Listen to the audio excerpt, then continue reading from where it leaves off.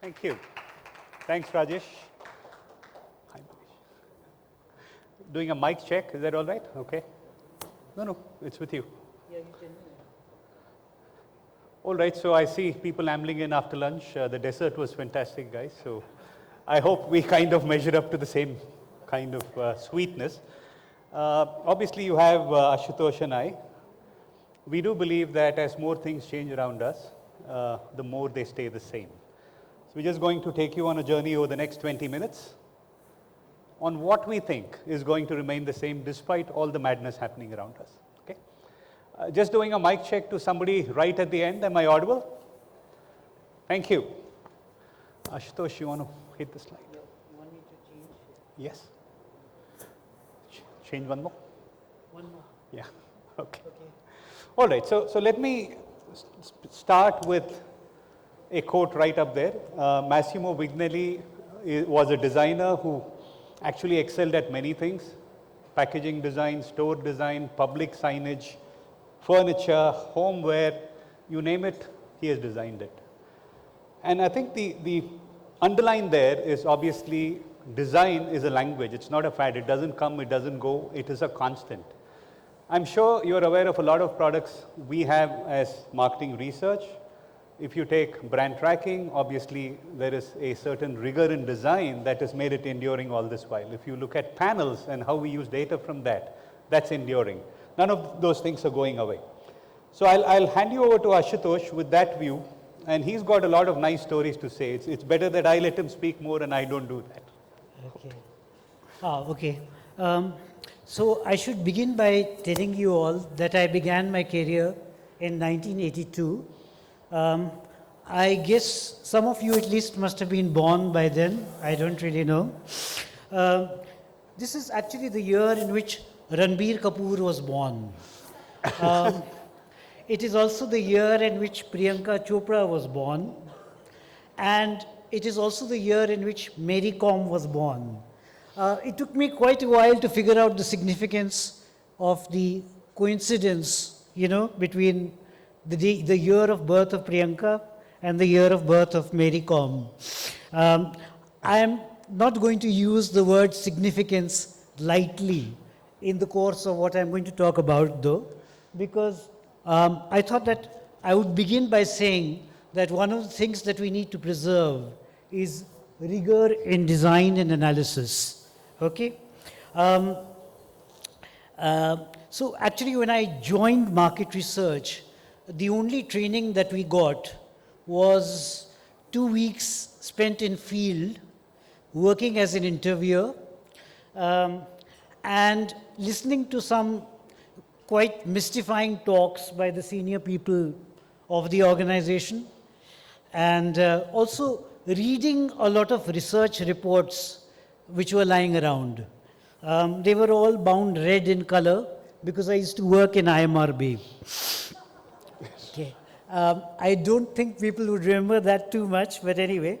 So what I noticed was that these reports tended to be very voluminous, very detailed.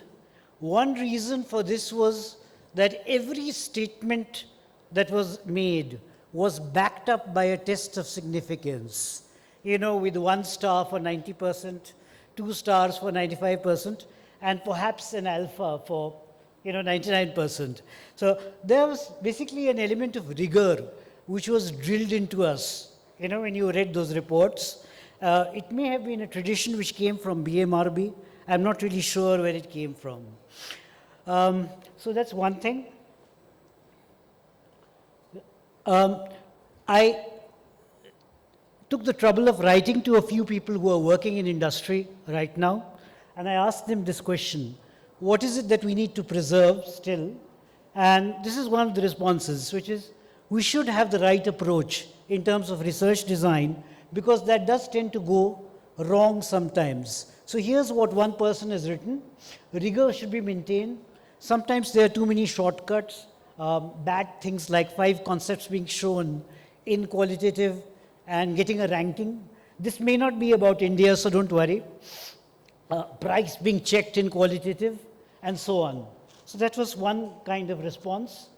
And of course, if you're being rigorous, it helps to worry about what is the right kind of sample design. Okay, I'll give you an example of what I mean.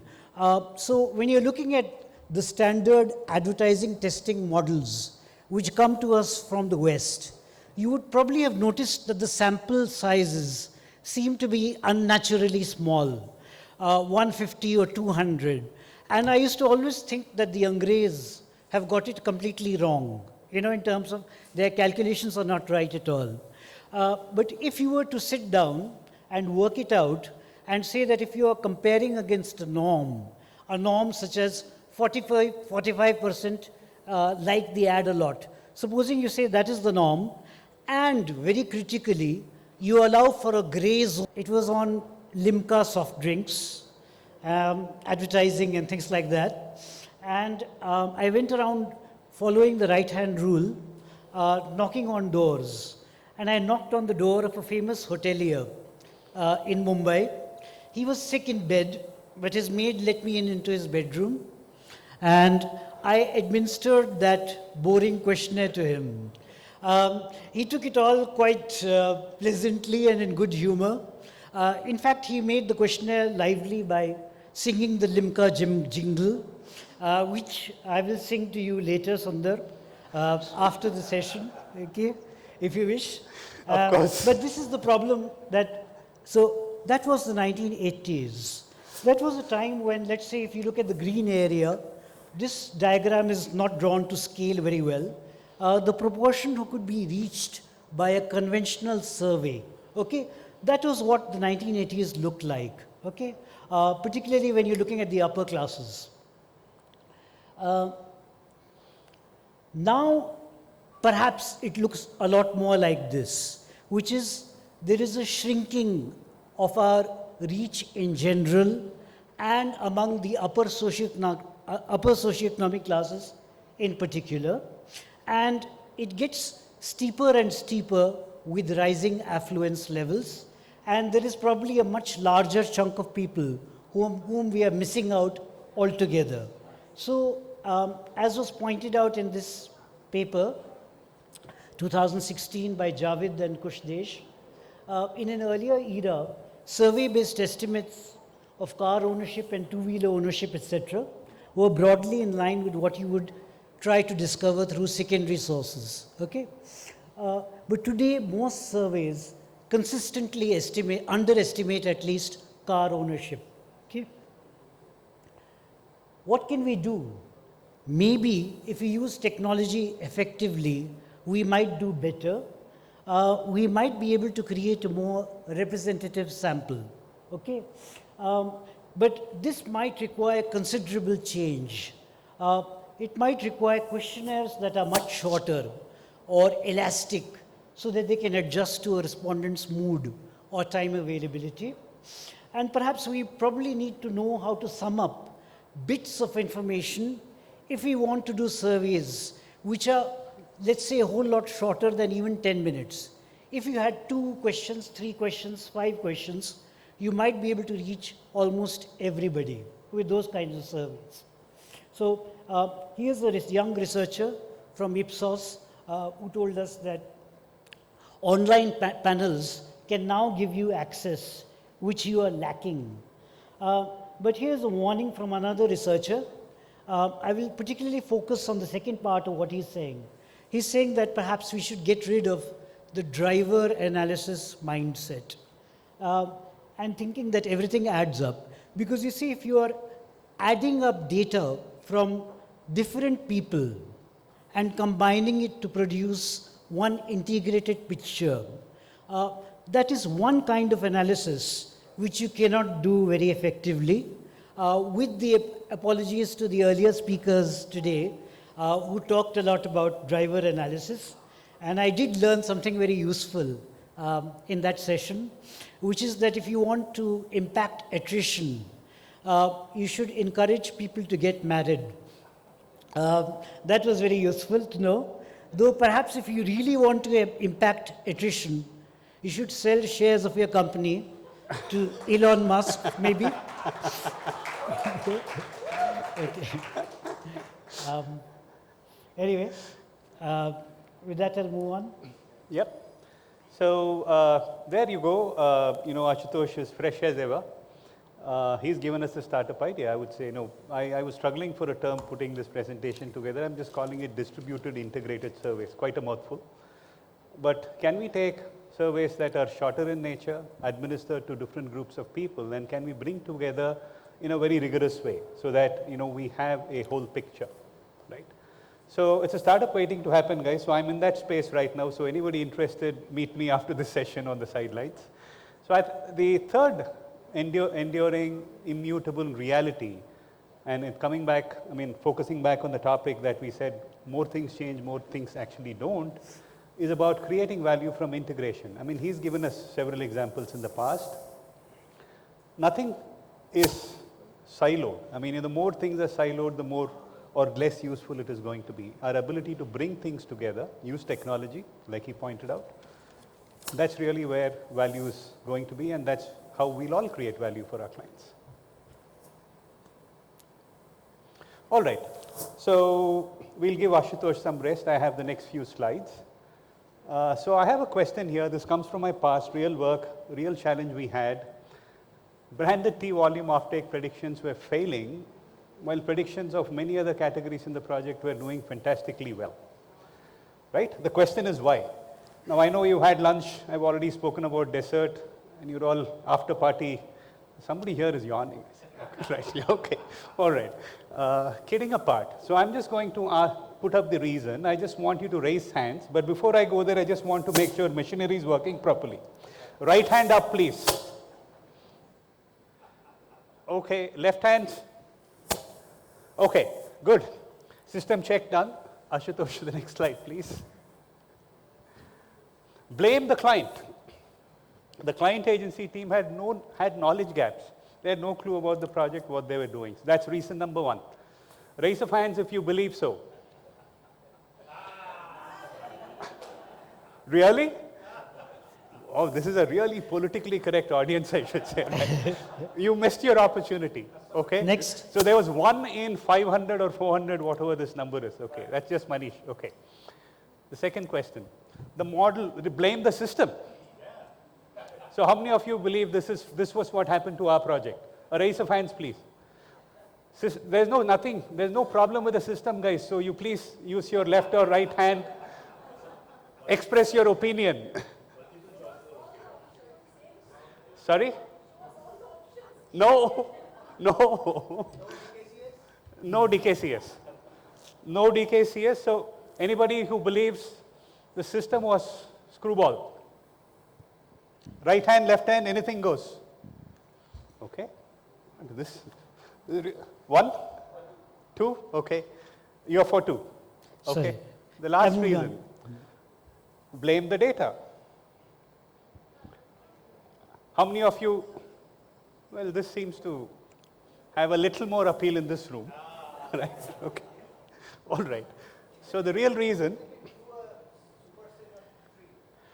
See, things can go wrong for many reasons, including the 3, all of the 3. So there was no DKCS, all the above, none of the above, choice nahi hai. Right? Okay. So pick from this, but this was specific to a project. Things can go wrong due to all these 3 reasons. Obviously, this was a leading question. Obviously, I wanted you to react in a certain way. You didn't. Or maybe you did. Let's see, right? Shall I move on? Yeah, please. So this was a knowledge gap. It's not to blame the client. Obviously, I was making it a little more dramatic. So it was not the data. It was not the system. We spent weeks, I would say at least 30 man days on this, trying to figure out. Then we were having a discussion with the client, the analysis team, the client team, and everybody was scratching their heads, and somebody had the bright idea of going within the client organization, saying, let's speak to the procurement guys, people who know something about where tea is bought, how it is packaged and sold and all that. And we figured out that when the auction prices of tea are low, there are a lot of mom and pop players who come into the market, and therefore soon after you get lots of loose tea sold in the market, depressing the offtake of branded tea. When auction prices are high, obviously, a lot of these people can't afford to, bid and buy, and therefore offtake of branded tea. Tea actually goes up. So it was not macroeconomy, it was not consumer behavior, It was just retail behavior, or I would say wholesale behavior, whatever you want to call it. So the point I was really trying to get at, and this is the fourth immutable, unchanging reality that we all need to kind of keep in mind. Hit the slide, Ashutosh. It's domain intimacy. You don't know your data, you don't know your, I mean, you know your client, you know probably your data, but you also need to know much more around the category. Right? It is about joining the dots. If you can't put it together, it is just a series of numbers and tables which will just sync without a trace.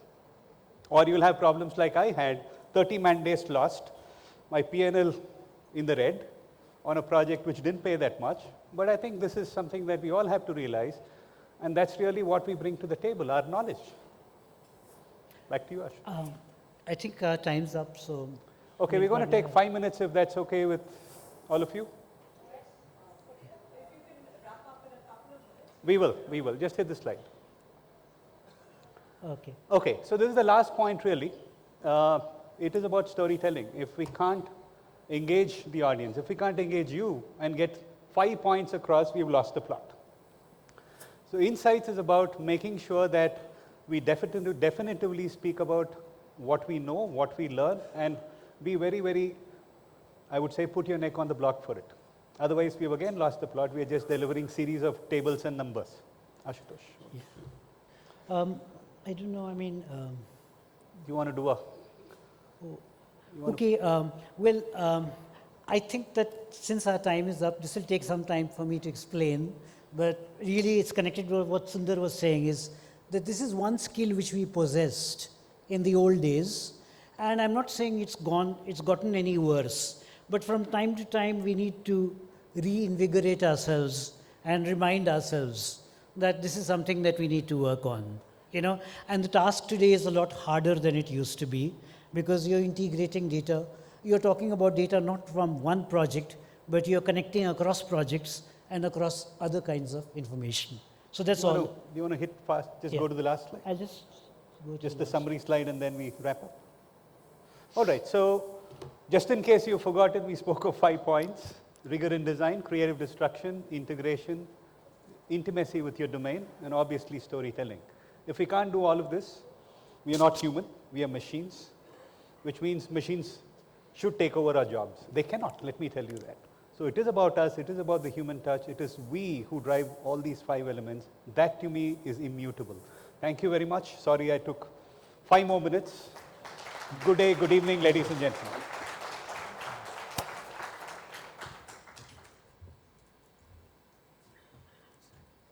Do I take both of them? So one of this is for you, and you have to give Ashutosh one. Please, please, please. I'll go here. You should get in between. One is for you, and you are supposed to give one. Okay, you give me to one, him. I will take one. For the photo, please. Thank you. Thank you.